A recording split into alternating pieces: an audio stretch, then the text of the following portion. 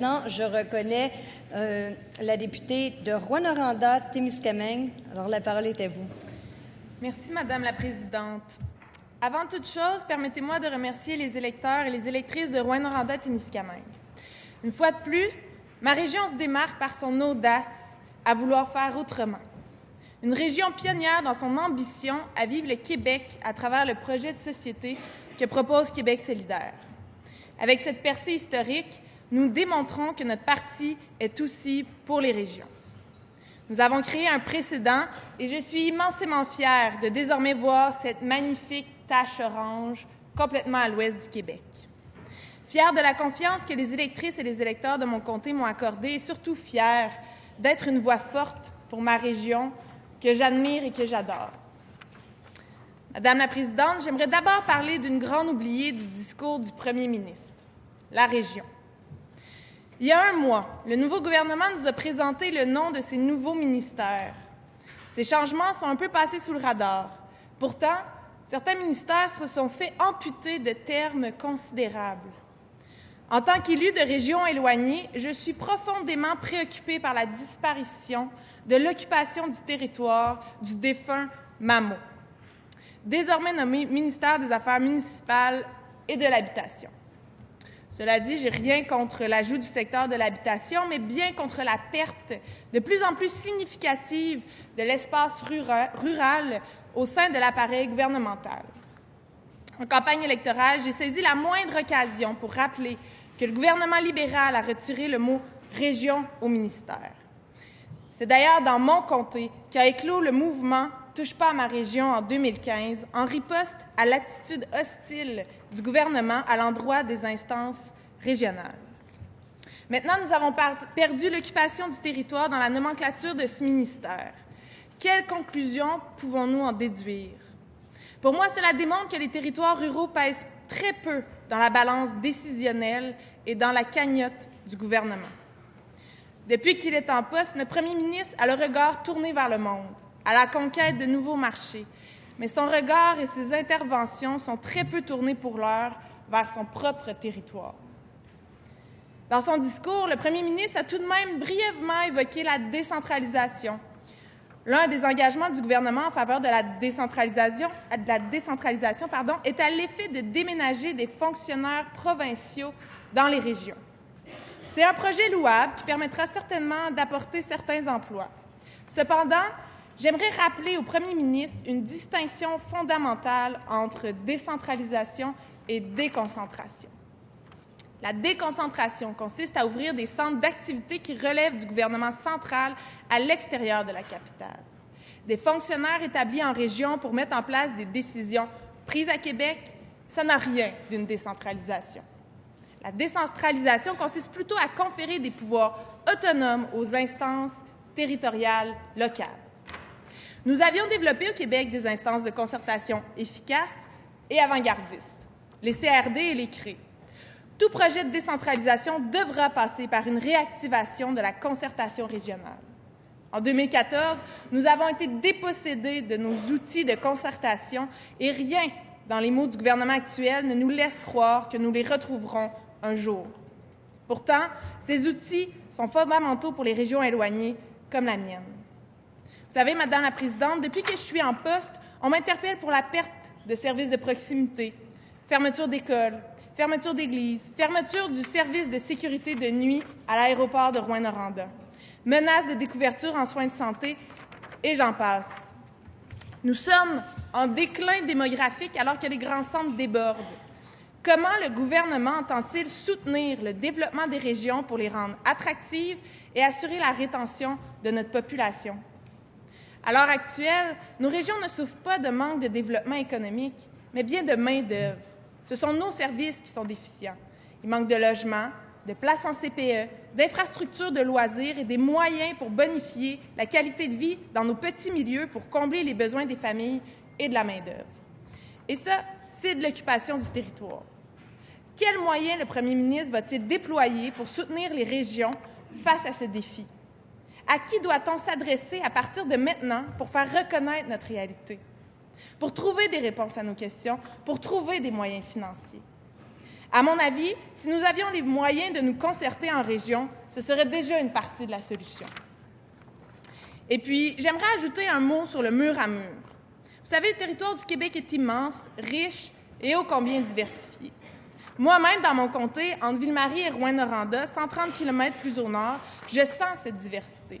Il y a un mois de gel de plus par année à Rouyn. La végétation s'homogénéise, la composition du sol change. Imaginez quand on compare les Laurentides avec la Gaspésie ou l'Estrie avec le nord du Québec. Les politiques du gouvernement devraient s'inspirer de cette diversité en se modulant aux différentes réalités du territoire.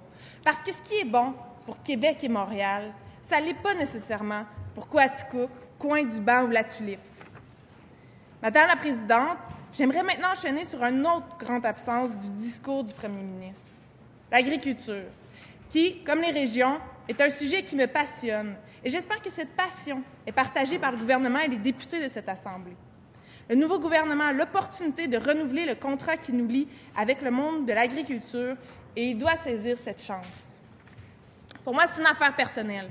L'agriculture fait partie de mon quotidien. J'habite sur un lopin de terre du Témiscamingue, un territoire magnifique, trop souvent méconnu, dont les paysages sont façonnés par nos productrices et nos producteurs agricoles. Depuis quelques années, nos pâturages ont laissé de plus en plus de place aux grandes cultures. Les champs d'avoine, de blé, de canola, maïs voisinent des cultures en émergence, comme l'orge brassicole, le seigle, la caméline, le quinoa. Et les productions biologiques gagnent également en popularité. À la maison, on travaille à valoriser nos céréales avec un petit moulin qui nous permet d'offrir à la population un approvisionnement en farine locale, moulue avec des grains du Témiscamingue. Je peux vous dire que cette contribution à l'assiette locale me rend bien fière aussi. Avec cette contribution, je conserve des liens directs avec le monde agricole témiscamien. Tout récemment, je discutais avec un voisin producteur et agronome consultant qui me contait qu'en cette fin de saison, alors que la neige commence à peine à tomber, ses yeux et ceux de ses collègues sont tournés vers l'hémisphère sud. Déjà dans le fin fond du nord-ouest québécois, on surveille les intentions de culture du Brésil et de l'Argentine. Un autre ami producteur me confie un jour que ça ne servait à rien de se battre contre les géants chinois ou américains. La game agricole ne se joue pas avec les mêmes règles.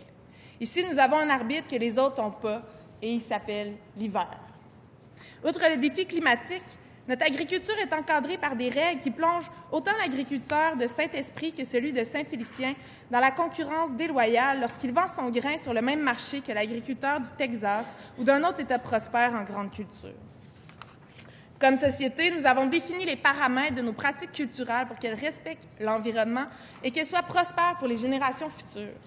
A priori, tout le monde peut s'entendre sur ce principe. Là où le bas blesse, c'est quand on importe sur nos tablettes des produits qui ne sont pas soumis au même traitement. Et ça, c'est politique. Ce qu'on impose ici, on doit le prescrire ailleurs, ou du moins s'assurer que les compensations soient mises en place pour que les consommateurs puissent choisir leurs produits selon une compétition équitable, et non pas uniquement par le plus bas prix possible. Alors, quand j'entends le programme du gouvernement de la CAQ qui parle d'augmenter les investissements et de rendre l'agriculture plus compétitive dans une économie globalisée, je ne peux qu'émettre des doutes. Car l'une des choses qui empêche aujourd'hui l'investissement et l'entrepreneuriat agricole, c'est le prix des terres. N'importe quel agriculteur, n'importe quelle agricultrice s'en aperçoit facilement. Les terres deviennent de plus en plus inabordables. Quand on pense que l'un des fondateurs de la CAQ, M. Charles Sirois, est un homme d'affaires derrière Pangea, on peut douter que le problème sera pris au sérieux par le gouvernement. Pourtant, aujourd'hui, l'accaparement foncier est devenu une source de profit extraordinaire. Des étrangers ou des fonds d'investissement achètent des terres pour faire fructifier leur valeur, pas pour l'usage qu'on en fait. Bientôt, les agriculteurs pourraient devenir des travailleurs sur des terres prêtées par des fonds d'investissement. En 2015, Madame la Présidente, j'ai réalisé un long-métrage documentaire sur l'agriculture au Témiscamingue, l'anecdote agricole. Dans ce film, cette situation déplorable était déjà dénoncée par un producteur de mon coin. Vous devriez voir ce qui se passe en Chine. Là-bas, ce sont des employés agricoles qui travaillent pour enrichir de gros actionnaires. C'est ce qu'il me racontait. Est-ce vraiment ce genre de modèle que nous voulons développer au Québec? Que faisons-nous de l'héritage des fermes familiales? Que faisons-nous du rôle que jouent ces fermes à l'échelle humaine dans l'occupation du territoire? Que faisons-nous de notre relève agricole? J'espère que le gouvernement Legault rompra avec l'indifférence du gouvernement précédent et fera de la lutte à l'accaparement l'une des priorités de sa politique agricole. Parce qu'à l'heure actuelle, des intérêts étrangers, chez nous on les appelle des prédateurs, et des fonds d'investissement ont les yeux sur nos terres agricoles. La perte de notre souveraineté sur notre territoire pourrait avoir des conséquences irréversibles. Une terre en friche a toujours le potentiel d'être cultivée à nouveau, mais une terre vendue à la Chine risque de ne plus jamais nourrir de Québécois. Par ailleurs, nous en avons parlé abondamment la semaine dernière avec la signature du nouvel accord de libre-échange Canada-Mexique-États-Unis. Nos producteurs agricoles viennent de subir un coup dur avec la nouvelle brèche dans la gestion de l'œuf. Au Québec seulement, nous avons 6 513 fermes familiales et 116 000 emplois qui sont générés par les productions sous gestion de l'œuf. Ce système, pourtant efficace pour répondre à nos besoins, est en péril. La situation du Canada diffère de celle de la majorité des pays balisés principalement par la proximité des États-Unis qui possèdent une industrie laitière environ 11 fois plus grande que celle du Canada, qui opère à des coûts plus compétitifs. Saviez-vous, Madame la Présidente, que la plus grosse ferme laitière aux États-Unis, la Fair Oaks Farm, fournit un verre de lait à 3,5 millions d'habitants à tous les jours avec ses 40 000 vaches? Qu'une centaine de veaux y naissent quotidiennement? On est loin de nos fermes québécoises qui comptent en moyenne 65 vaches.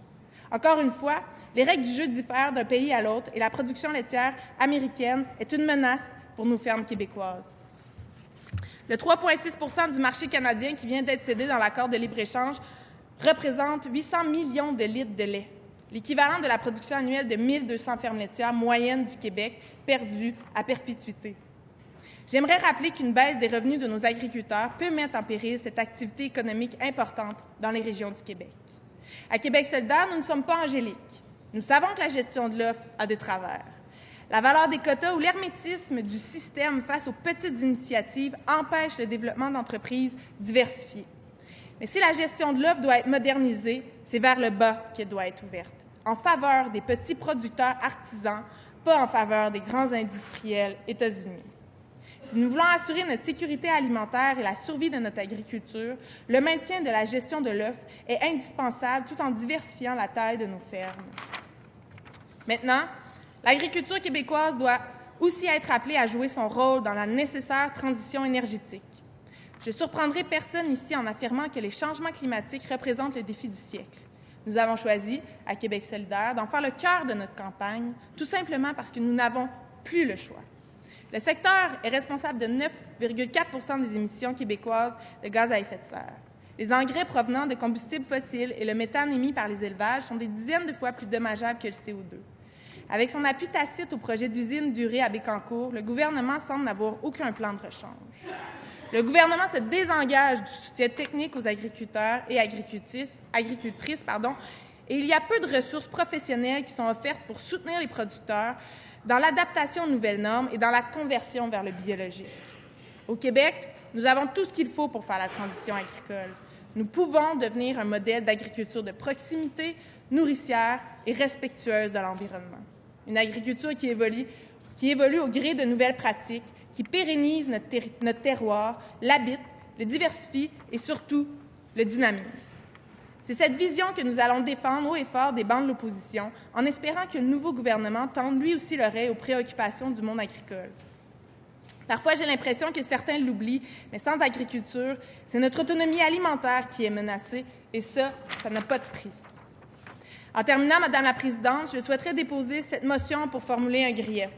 La motion que je dépose se lit ainsi. Que l'Assemblée nationale blâme sévèrement le gouvernement de la Coalition Avenir Québec pour ne pas avoir annoncé de mesures soutenant la conversion écologique du secteur agricole. Merci, Madame la Présidente. Merci, Madame la députée. Votre motion sera déposée sous réserve de sa recevabilité.